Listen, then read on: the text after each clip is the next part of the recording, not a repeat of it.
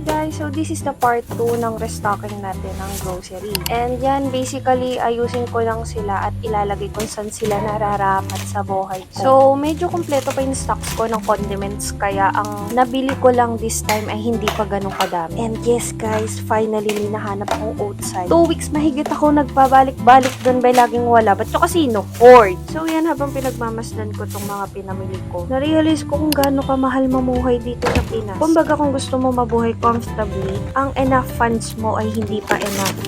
So, nung una, grabe ako mag-splurge ng pera. Kasi akala ko, hindi maka-obas. And okay lang yun kasi at least na-experience ko at na-realize ko rin na hindi pala siya tama. So, mabalik tayo. After kong malinisan yung mga meat, ikakat ko lang tong mga nabili kong Thai part. Kasi medyo malalaki tong nabili ko. Yung mga usual luto ko lang kasi, literal na pinansasahog ko lang tong mga, kumbaga gulay na may kaunting meat, ganun. Nasanay kasi ako sa bahay, ganun lang din kasi magluto sila mama at papa. And ito palang tipid tips ko para makatipid kayo sa ulam. Madalas talaga sobra yung niluluto ko. Para at least yung food na yon na niluto ko ay good for 2 to 3 days na. Init-init na lang ako, ganun. Plus yung rice ko, nilalagyan ko yun ng suka para hindi agad mapapanis. Sa totoo lang, hindi talaga ako mababoy na tao. Baboy na ulam ha, hindi yung... Pero yan, itong kalahating kilo ng kasim na nabili. Kalahating kilo lang yan ha, pero hatiin ko pa yan sa 3. Dahil ang gagawin ko dyan, ihahalo ko lang yan sa munggo, adobong, sitaw na may kangkong, gano'n. Basta yun lang, laging mas lamang si gulay